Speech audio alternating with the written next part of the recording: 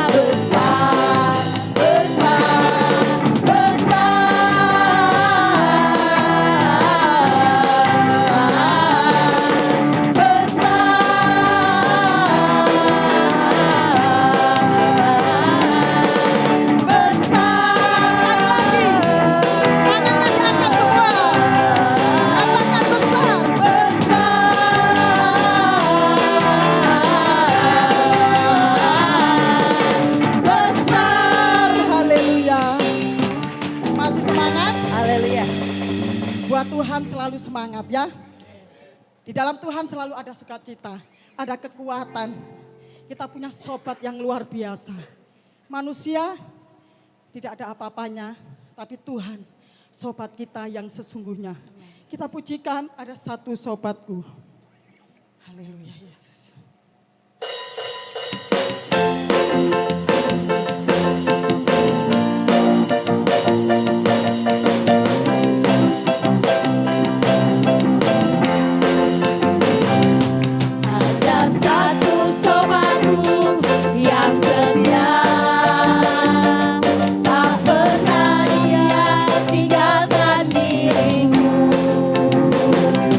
Di waktu aku susah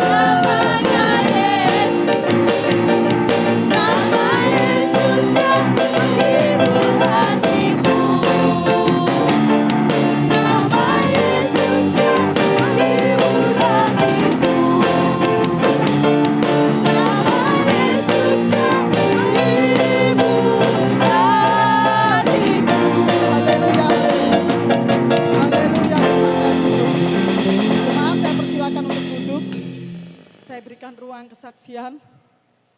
Barangkali ada saudara-saudara yang terkasih mau menyaksikan cinta kasih Tuhan yang luar biasa di dalam hidup kita. Monggo.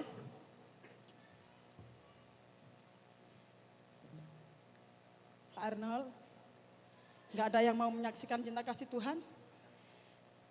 Kalau nggak ada, kita mau mempersiapkan diri kita untuk menerima berkat Tuhan, yaitu melalui perkataannya, melalui firman-Nya.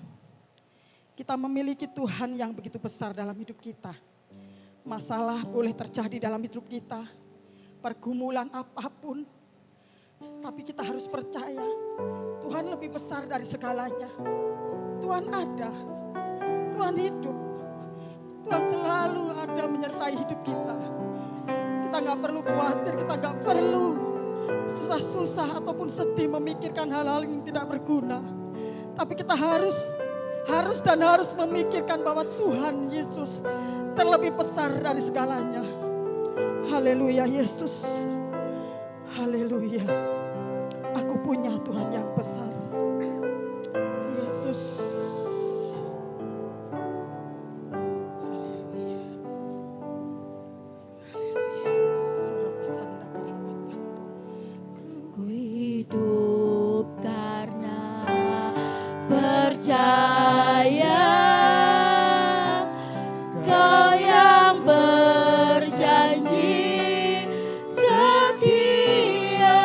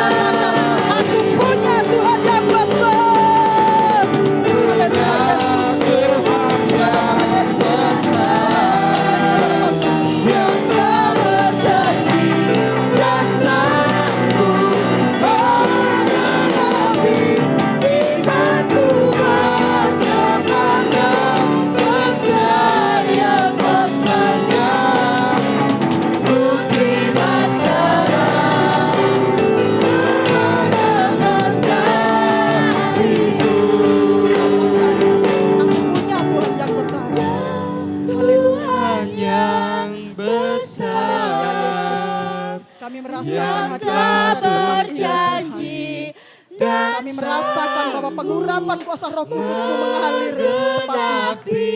Kami punya Tuhan yang besar. Oh, Jesus. Sepakat percaya kuasanya, ku terima sekarang kemenangan darimu. Katakan sekali lagi, aku punya Tuhan yang besar. Ku punya Tuhan yang besar, yang telah berjanji dan sanggup menggenapi imanku.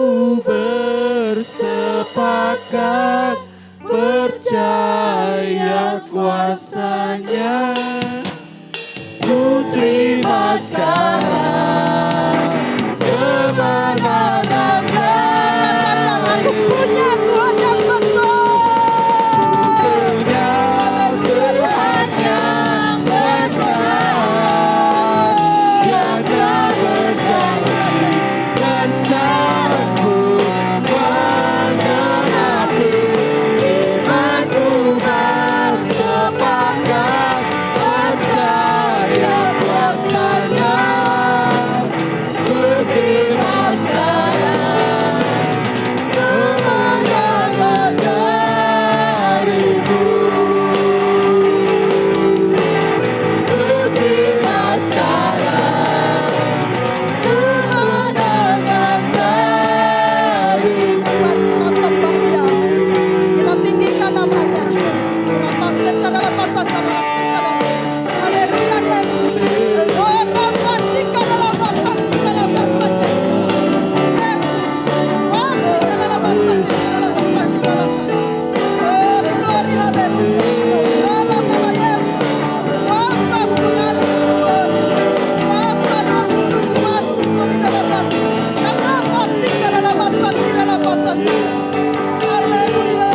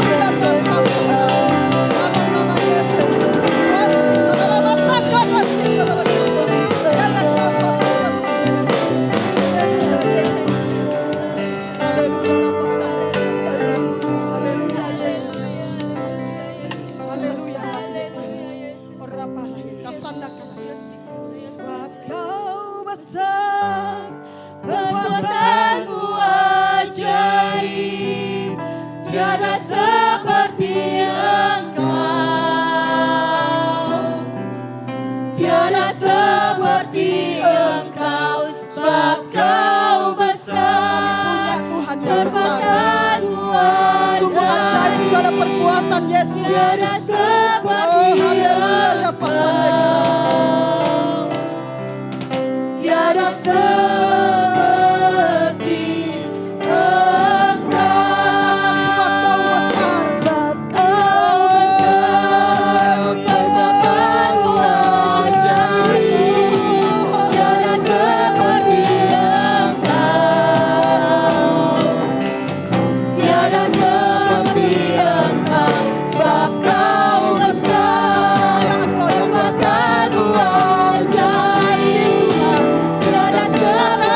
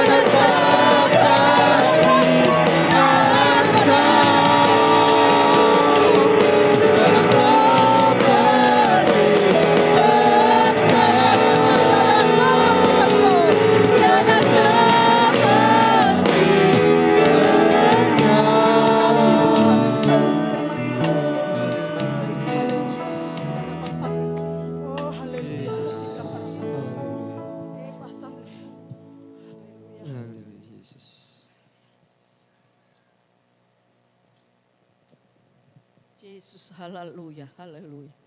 Engkau Allah yang luar biasa. Engkau Allah penolong yang agung buat kami. Tiada barang mustahil bagi Engkau Tuhan. Kami bersyukur dan terima kasih. Inilah kami Tuhan, inilah kami. Inilah kami Tuhan, inilah kami. Kami serahkan seluruh jemaat-Mu. Dari ujung rambut sampai ke telapak kaki di bawah kaki-Mu Tuhan. Inilah kami serahkan sepenuhnya dalam tangan-Mu. Engkau berkarya atas mereka. Engkau ada buat mereka. Kami serahkan sepenuhnya dalam tangan kuasa-Mu. Biarlah kami mau buka hati kami. Kami buka pikiran kami. Kami buka seluruh jiwa kami.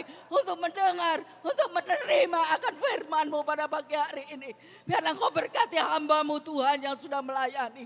Engkau berkati hamba-Mu yang akan menyampaikan firman-Mu. Biarlah setiap firman Tuhan, oleh Tuhan masuk di dalam hati kami.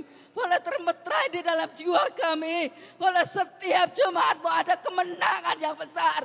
Kami bersyukur Bapa. Pertolongan-Mu luar biasa buat kami jemaat-Mu di tempat ini. Terpujilah nama-Mu Tuhan. Terpujilah nama-Mu. Tanpa Engkau Tuhan jemaat-Mu tidak bisa berbuat apa-apa.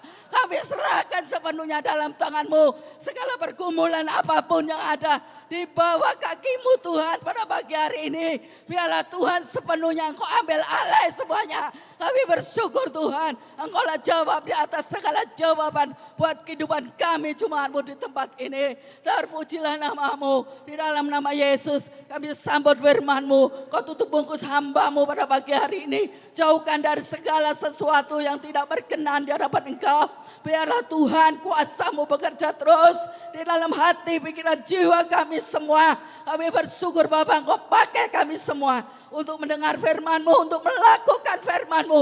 Biarlah kami tidak menjadi Tuhan orang-orang Kristen yang duduk diam saja. Tetapi boleh menjadi pelayan-pelayan-Mu dimanapun kami ada. Dimanapun kami berada, dimanapun Kau utus kami Tuhan. Untuk banyak memenangkan jiwa-jiwa baru Tuhan.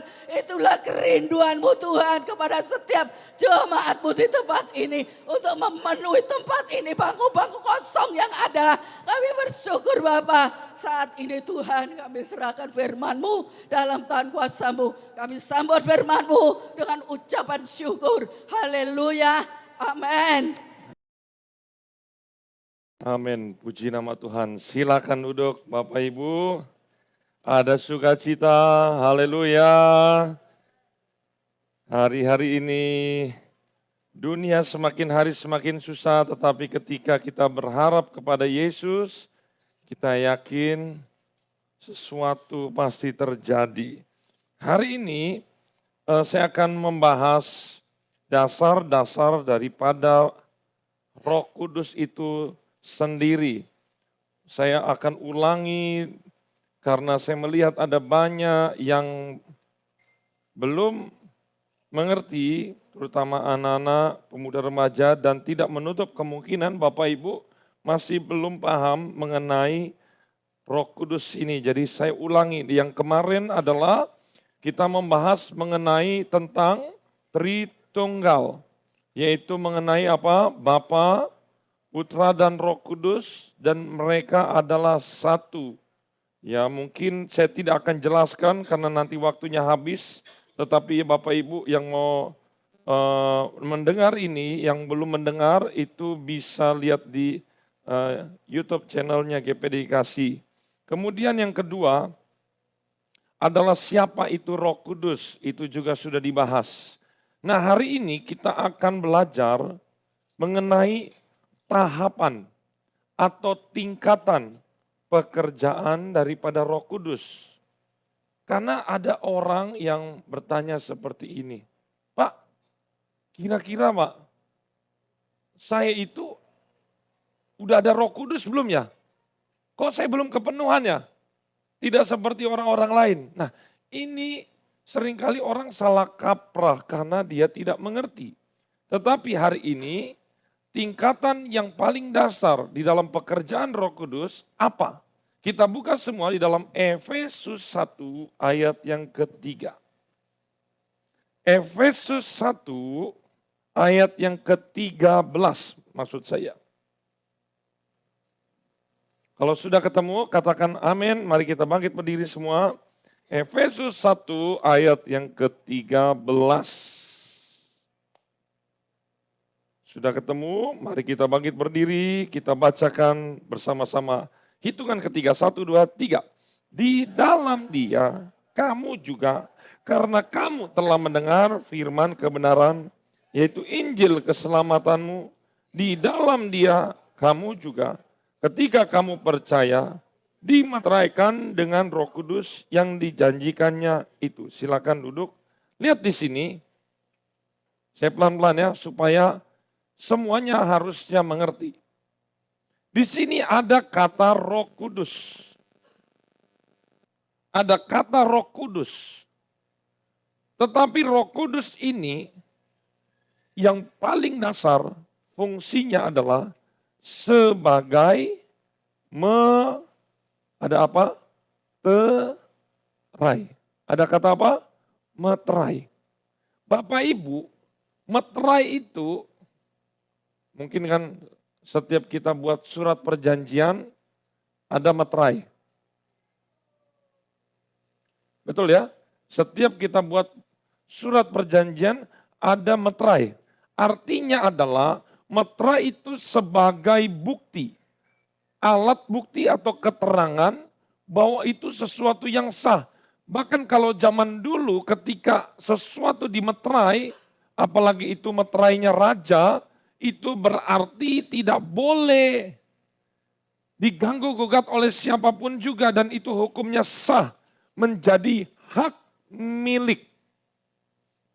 Jadi meterai itu ketika sudah ditaruh di bubukan, berarti orang tersebut sudah sah secara hukum menjadi hak milik yang punya meterai. Kalau yang memeteraikan itu Allah, berarti kita itu di mata hukum sejagat raya, baik manusia ataupun di luar manusia atau makhluk-makhluk yang lain di seluruh dunia, di mata hukum sejagat raya alam semesta, kita kepunyaan daripada Tuhan Yesus. Katakan amin. Jadi Roh Kudus fungsi pekerjaan yang pertama memeteraikan. Katakan memeteraikan. Bagaimana caranya Roh Kudus memeteraikan? Apa alat yang dibutuhkan supaya orang tersebut menjadi milik Allah dan diberi meterai? Baca lagi. Di situ dikatakan ketika kamu percaya. Katakan ketika kamu percaya. Kapan seseorang itu percaya? Apakah seorang anak kecil itu bisa dikatakan 1 tahun, 2 tahun ketika mereka itu percaya? Saya juga tidak berani mengatakan bahwa anak kecil juga enggak percaya. Tetapi saya juga tidak berani mengatakan bahwa mereka juga tidak percaya. Karena kalau kita melihat dari kata ini, ketika kamu percaya, berarti ada satu keputusan di dalam hati.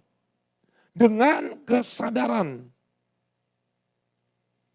Ketika orang membuat surat perjanjian dengan sadar, secara sehat, dan tanpa paksaan orang lain, ya isinya surat begitu, kemudian dia tanda tangan. Di sini juga dikatakan ketika kamu percaya. Menurut saya,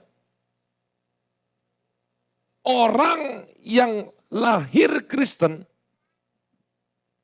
belum tentu dia itu di dalam kategori orang percaya. Apakah ketika dia punya KTP Kristen? Ingat, belum tentu dikategorikan sebagai orang percaya. Apakah dia sudah dibaptis? Ingat, belum tentu juga orang yang dibaptis Karena banyak baptisan itu disalahgunakan.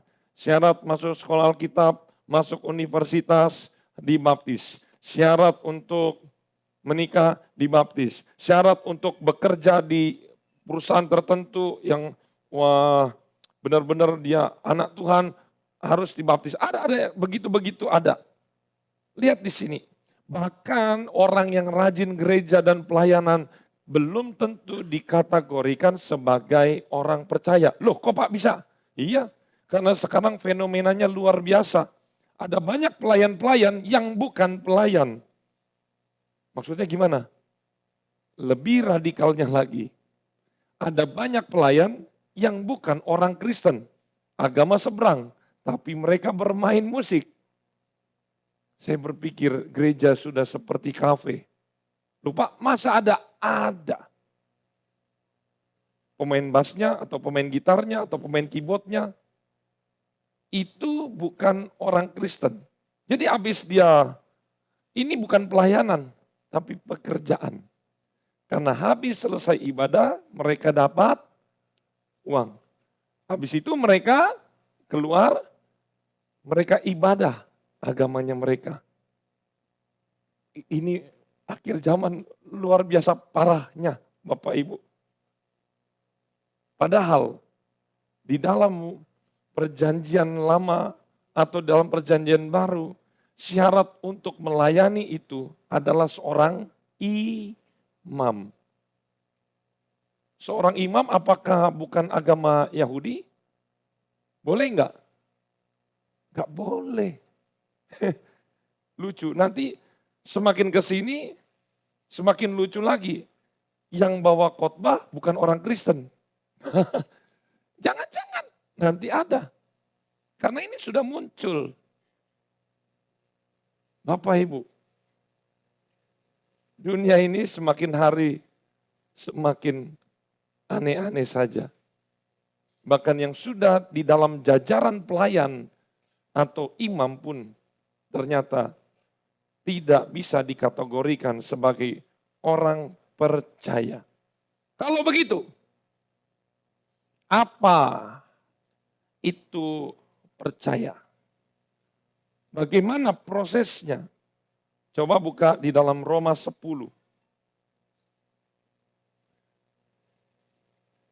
Saya berharap kita semua di tempat ini orang-orang percaya semua. Amin. Roma 10 ayat 9. Ini syahadatnya orang Kristen ya Bapak Ibu. Roma 10 ayat 9, sudah ketemu semua?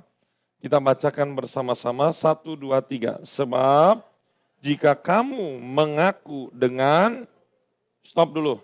Kalau mengaku dengan mulut berarti apa yang terjadi? Begini, apakah itu dikategorikan mengaku mulut? Ini kan mulut. Enggak, berarti harus apanya yang ada? Suara. Ada suara keluar. Ya, mulutmu. Apa suara itu? Suara itu berbicara apa? Yesus adalah Tuhan. Dan saya percaya di dalam hati kita bahwa Allah telah membangkitkan dia di antara orang mati, maka kamu akan diselamatkan. Ayat 10. Karena dengan hati orang percaya dan dibenarkan, dan dengan mulut orang mengaku dan diselamatkan. Ini satu paket syahadat. Saya percaya Tuhan Yesus Kristus adalah Allah dan Juru Selamat. Dia telah lahir, Dia telah mati menebus dosa manusia dan Dia dibangkitkan kembali pada hari yang ketiga. Dengan mulut, dengan hati, dan satu lagi yang saya tambahkan. Tanda orang percaya itu dengan tindakan atau dengan perbuatan. Kalau ada orang mengaku percaya, tetapi dia Ke gereja aja nggak pernah. Lihat. Itu dikategorikan bukan orang percaya. Apalagi dia memakai ayat Alkitab, Tuhan ada di mana saja. Tidak di gereja saja, di mana-mana, betul. Tetapi alangkah lebih baiknya ketika kita datang ke dalam rumah Tuhan. Bagaimana orang bisa betah di surga kalau di gereja saja dia tidak betah? Ingat, perbuatan dan tindakan itu mencerminkan orang itu adalah orang percaya. Katanya percaya, tetapi hidupnya penuh dengan kekhawatiran, dengan hal-hal makan, minum, kehidupan. Katanya orang percaya, tetapi mulutnya itu penuh dengan persungutan. Keluh kesah, terus. Padahal di dalam Alkitab banyak sekali janji Allah. Katanya orang percaya, tapi tidak pernah mengucap syukur. Katanya orang percaya, tapi tidak pernah berdoa. Katanya orang percaya, tapi enggak pernah membaca Alkitab, kecuali hari Minggu. Ingat, sebagai orang percaya, dengan mulut, dengan hati, juga dengan perbuatan.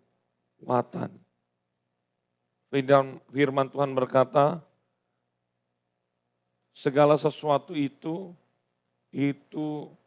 harus ditandai dengan, kalau pohon itu subur, itu harus ditandai dengan apa? Ada buahnya. Yang kedua, jadi yang pertama adalah Roh Kudus memeteraikan. Ini yang pertama, yang paling dasar. Ketika percaya, Roh Kudus sebagai fungsinya meterai. Yang saya mau tanya, ketika kita semua percaya, katakan amin. Berarti di dalam hidup kita, apakah ada meterai Roh Kudus? Ada apa enggak? Ada. Kalau di dalam diri kita ada meterai Roh Kudus, otomatis berarti apakah di dalam diri kita ada Roh Kudus? Ada enggak? Ada. Katakan ada Roh Kudus di dalam hati saya. Jadi enggak perlu ragu. Pak, apa ada Roh Kudus ya Pak ya? Ada. Ketika kamu percaya, kamu dimeterai, kamu sebagai milik, berarti dirimu di dalam kita ada baitnya Roh Kudus. Makanya firman Tuhan berkata, ingatlah di dalam dirimu ada bait Allah atau bait Tuhan yang di dalamnya ada Roh Kudus di dalam diri kita. Yang kedua adalah kepenuhan Roh Kudus. Nah, pertama kali orang dikatakan penuh Roh Allah atau penuh Roh Kudus, itu muncul pertama kali di dalam Kejadian 41 ayat 38, coba ditampilkan. Kejadian 41 ayat 38, coba lihat sini secara cepat. Lalu berkatalah Firaun kepada para pegawainya, mungkinkah kita mendapat orang seperti ini? Seorang yang penuh dengan Roh Allah. Siapakah itu? Yusuf. Nah, lalu kita lihat lagi ada Musa, ada Yosua, ada Saul, ada Daud. Mereka penuh dengan Roh Allah. Jadi penuh dengan Roh Allah, Roh Kudus bukan di dalam perjanjian baru. Ada di dalam perjanjian lama. Tetapi itu biasanya dihinggapi hanya kepada orang-orang spesial. Khusus. Contoh, Yusuf ini orang spesial di Perdana Menteri, Nabi, Raja, rakyat jelata nggak dapat bagian tuh. Imam dapat tuh. Tapi hanya rakyat-rakyat biasa nggak bisa. Seringkali pengurapan Roh Kudus itu ditandai dengan minyak. Makanya minyak seringkali digambarkan sebagai pengurapan dari Roh Kudus. Tapi masuk di dalam perjanjian baru. Lihat, pertama kali di dalam perjanjian baru, yang penuh Roh Kudus, Lukas 1 ayat 41. Lihat sini, kita baca dulu, 1, 2, 3. Dan ketika Elisabet mendengar salam Maria, Maria mengucapkan salam, salam, melonjaklah anak yang di dalam rahimnya. Siapakah anak ini? Yohanes Pembaptis. Dan Elisabet pun penuh dengan Roh Kudus. Nah, banyak orang ketika ada tulisan penuh dengan Roh Kudus, penuh dengan Roh Kudus itu bukan berbahasa roh. Tapi coba kita harus kritis menyikapi ini. Kalau penuh dengan Roh Kudus bukan dengan berbahasa roh, kalau begitu setiap ada tulisan mereka penuh dengan Roh Kudus, apa tanda yang kelihatan yang terjadi? Saya mau nanya. Misalnya, orang itu kerasukan setan. Berarti ada tanda yang kelihatan. Contoh, kalau kerasukan setan bisa kasih masukan. Gimana orang biasanya? Kelihatan dari apanya? Mukanya kayak gimana? Ya serem. Gitu ya. Biasanya imut-imut, ini amit-amit gitu ya. Terus apalagi? Terdengar dari apa? Suaranya. Kok ibu-ibu pas kerasukan setan kok suaranya cowok bereng gitu. Ya, kok suaranya macan gitu. Nah, itu kan kedengaran.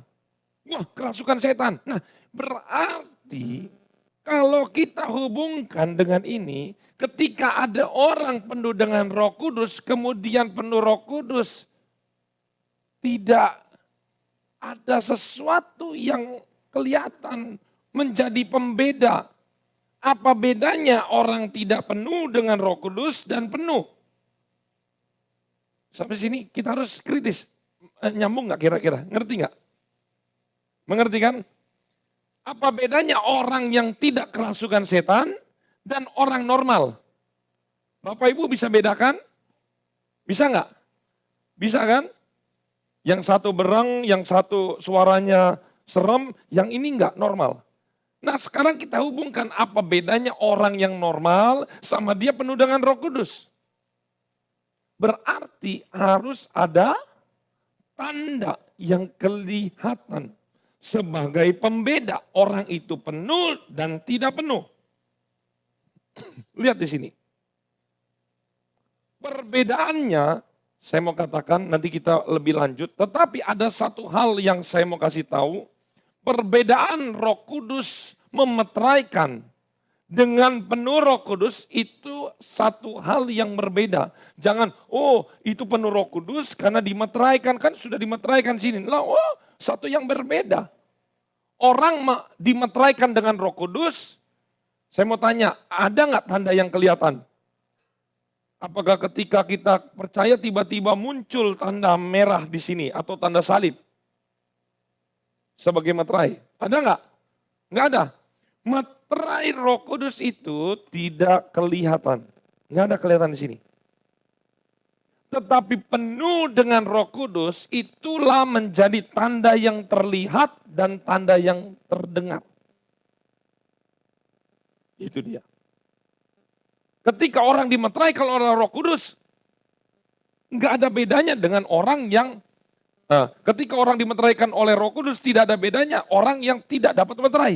Semuanya secara fisik sama. Tetapi ketika orang penuh Roh Kudus, itu ada yang terlihat, ada yang terdengar. Apa yang terjadi terlihat dan terdengar? Kisah Rasul 2 ayat 4. Coba kita lihat di sini. Kita baca dulu. 1, 2, 3. Maka penuhlah mereka dengan Roh Kudus. Cukup dulu. Di dalam Kisah Rasul 2 ayat 4, penuhlah dalam bahasa aslinya pleto. Katakan pleto. Arti pleto itu meluap. Jadi kalau saya punya gelas, arti meluap adalah luber. Artinya keluar. Sama seperti Bapak Ibu masak air penuh, maka dia keluar. Ingat ya, keluar. tidak tertahankan. Makanya orang yang penuh dengan Roh Kudus, dia itu mau diem, mau diempet mulutnya nih ya. Nggak bisa. Mulutnya tiba-tiba, wah, kebuka sendiri, meluber. Ya, ingat, pleto meluap. Kemudian Roh Kudus. Lalu, baca semua, mereka mulai berkata-kata. Dalam bahasa aslinya berkata-kata laleo. Coba laleo. Laleo itu berbicara. Berbicara. Jadi orang yang penuh Roh Kudus itu orang yang sudah nggak tahan lagi ketika dia mau tahan nggak bisa, ini mulut keluar. Yang keluar adalah kata-kata. Atau dia berbicara. Kemudian dalam bahasa-bahasa lain. Dalam bahasa lain atau bahasa itu dalam bahasa aslinya glosa. Coba bilang glosa. Makanya orang yang penuh Roh Kudus itu berbahasa lain seringkali disebut berglosolali. Artinya apa? Berbicara dengan bahasa yang tidak dia mengerti. Berbicara dengan bahasa yang tidak dia mengerti. Jadi orang penuh Roh Kudus, Bapak Ibu ingat, makanya ketika kita berdoa, saya mau bilang, kalau kita mau penuh Roh Kudus, jangan, sekali lagi, jangan mulut kita itu diem. Pas lagi berdoa yang lain tuh ngomong, atau haleluya, haleluya, puji Tuhan, dia diem aja. Karena tidak ada ceritanya orang dipenuhi Roh Kudus diem. Ini untuk yang pertama kali. Karena nanti ada kasus-kasus tertentu orang tidur pun penuh. Tapi masalahnya ini yang orang ketika pertama kali dia penuh dengan Roh Kudus itu harus dimulai dengan orang tersebut melatih mulutnya. Bukan melatih bahasa Roh Kudusnya, enggak, bukan. Melatih mulut kita itu untuk menyembah. Hal yang paling gampang ketika menyembah adalah kata apa?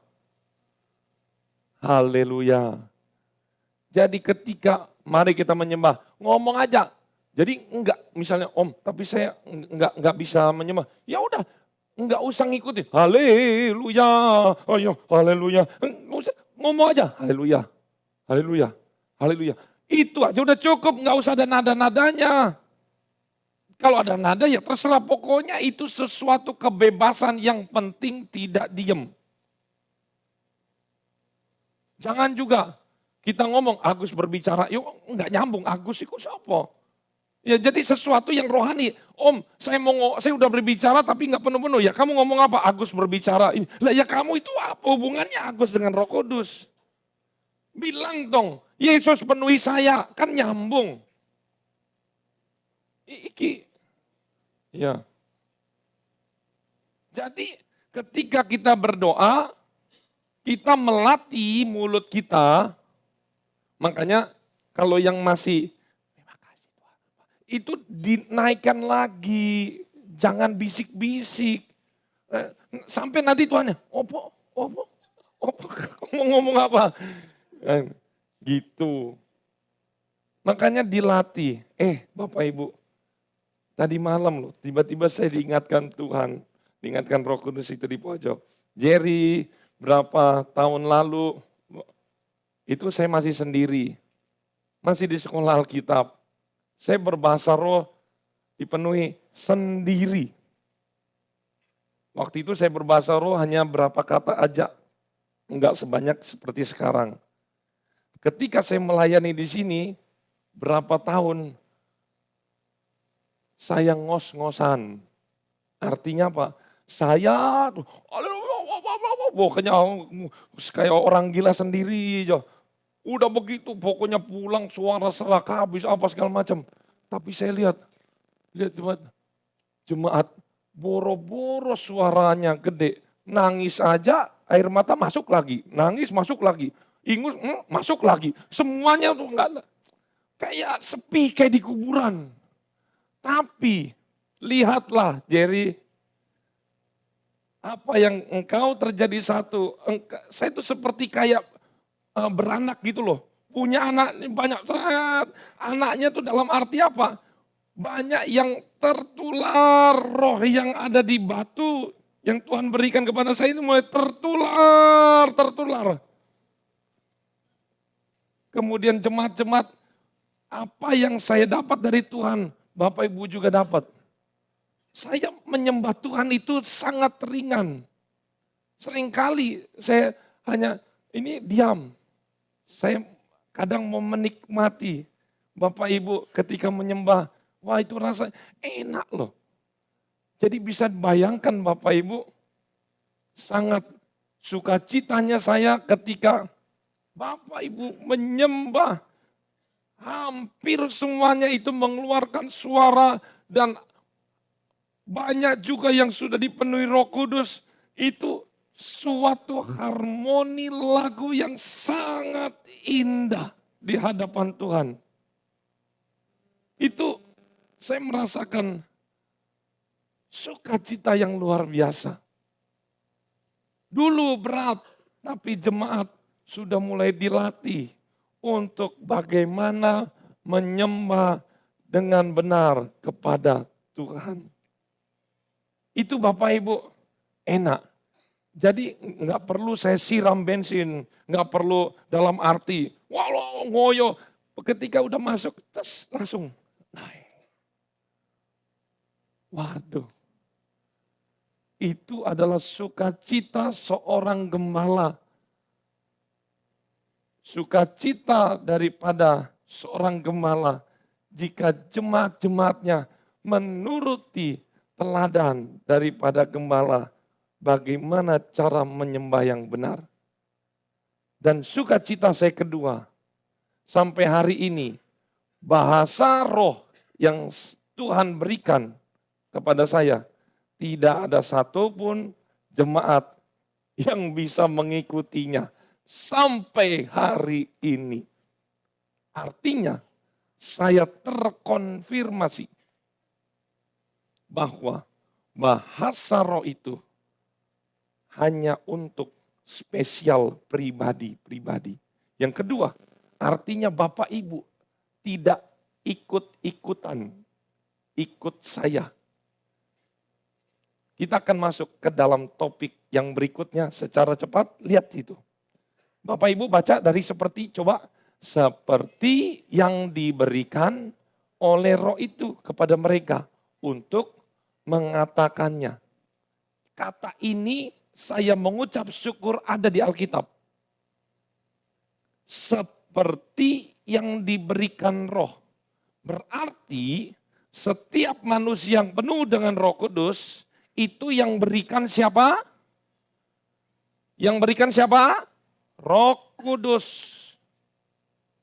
Pendeta bisa berikan, misalnya Bapak Ibu, coba Bapak Ibu, la. Ayo ngomong, pura-puranya gitu loh. Lali. Lah ini kan berarti yang mengajari, yang memberikan seorang pendeta. Harus paham ya, oke? Berarti saya sudah menyalahi aturan. Bahwa yang memberikan Roh Kudus itu, bahasa itu adalah roh itu sendiri. Pendeta tidak punya hak. Itu yang pertama. Yang kedua, bahasa roh itu berarti tidak diajarkan. Apalagi materi kurikulum bahasa roh. Iku ngawur. Karena yang memberikan itu Roh Kudus itu sendiri. Di dalam Alkitab kurang lebih ada 16 bahasa. Yang berikutnya adalah ketika ada orang berbahasa roh, itu jangan dihafal. Tidak juga dimengerti. Tidak juga dipikirkan. Banyak tuh. Tidak diajarkan, tidak dihafal, tidak dimengerti, tidak dipikirkan. Karena semuanya itu masuk di server namanya otak. Sedangkan kalau orang penuh dengan Roh Kudus itu tidak pakai otak ini. Mohon maaf, tidak pakai otak. Segala sesuatu yang masuk otak itu berarti itu dia udah simpen.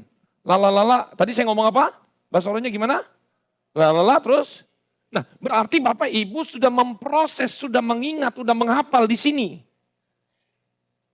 Tapi kalau bahasa roh yang diberikan itu, dia tidak pakai ini. Tidak pakai pikiran, tidak pakai otak. Jadi misalnya nih, Roh Kudus, itu langsung menuju bibir Bapak Ibu, lidah Bapak Ibu. Tanpa di otak. Justru disitulah terjadi keajaibannya apa? Mungkin ini terjadi kepada Bapak Ibu yang penuh Roh Kudus. Ketika kita berbahasa roh, otak kita bingung. Ngomong apa ini? Loh, saya mau tahan gak bisa.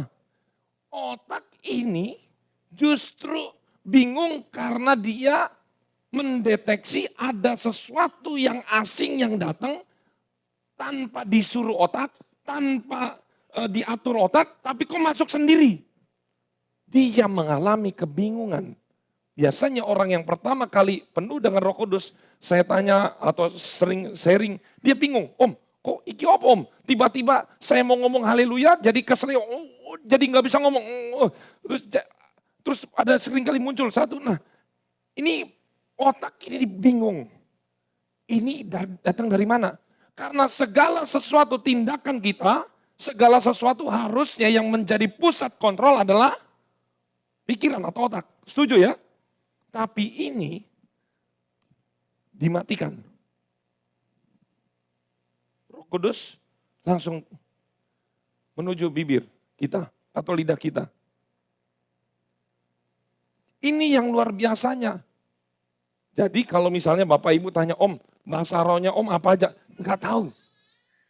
Selama saya penuh dengan Roh Kudus, saya tidak pernah menghafal bahasa rohnya saya. Karena enggak perlu juga. Saya juga enggak ngerti. Jadi apa yang saya ngomong hari ini, bahasa rohnya, besok juga saya tidak harus mengulangi kata yang sama. Nah, ini seringkali orang latah dengan bahasa roh. Om, kok ada orang tertentu dengan gampangnya, misalnya begini, mari kita berbahasa roh. Langsung, saya seumur umur sampai sekarang, mari kita berbahasa roh. Misalnya ada ibadah, mari kita berbahasa roh. Saya malah bukan berbahasa roh, malah melongo. Oh, sakti ya, langsung berbahasa roh kok langsung ya. Maksudnya saya bingungnya. Sampai sini kok nggak dialami oleh saya.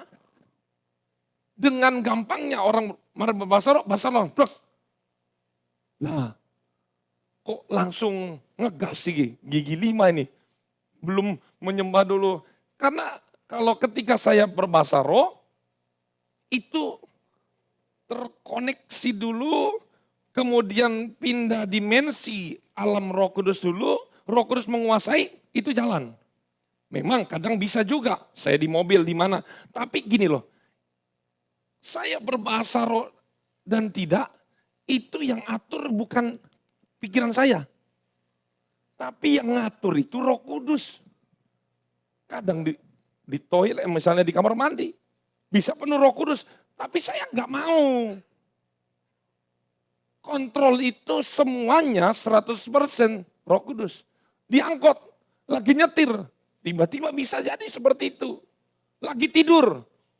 Lah tapi kalau misalnya Bapak Ibu, Om Jerry, ayo sekarang juga saya berbahasa roh. Saya katakan, Bapak Ibu dengan kebenaran, saya nggak bisa. Bapak Ibu maksa, misalnya saya lagi jengkel, lagi dendam, lagi pengen greget karena misalnya ditipu apa, difitnah. Kemudian Pak Jerry coba berbahasa roh.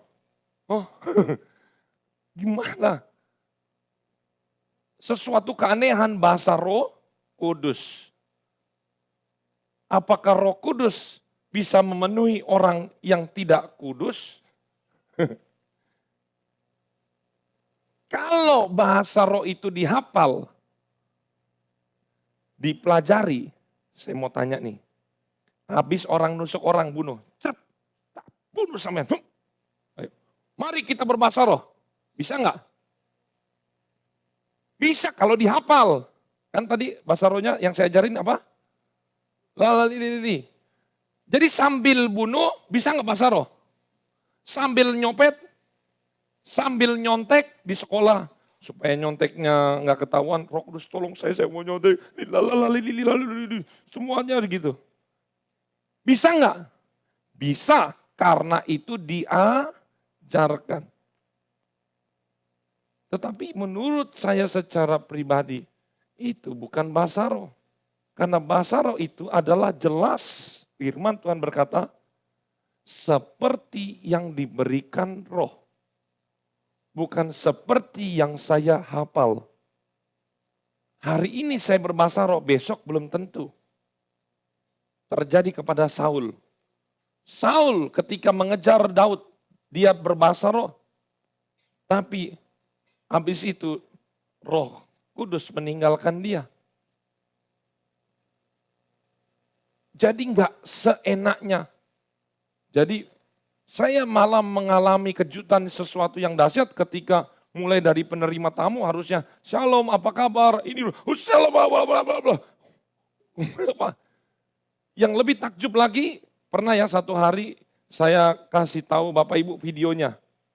Ada seorang pendeta dua bukan orang Inggris, bukan orang Spanyol, bukan orang Korea, tapi sama-sama yang maju orang Indonesia. Itu di YouTube ada. Yang satu pendeta satu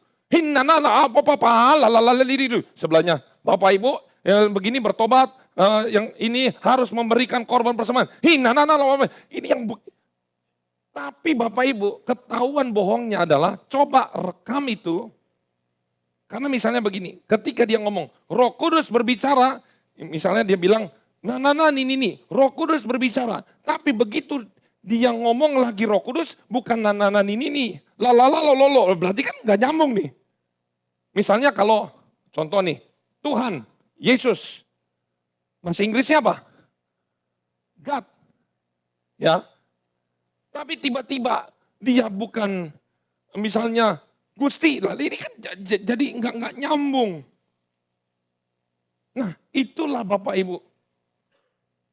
Makanya firman Tuhan berkata, lebih baik kamu itu 3-4 kata saja dalam bahasa yang dimengerti daripada beribu-ribu bahasa roh, tapi yang mendengar tidak mengerti. Kalau saya mentang-mentang ini 10 hari kepenuhan Roh Kudus, begitu.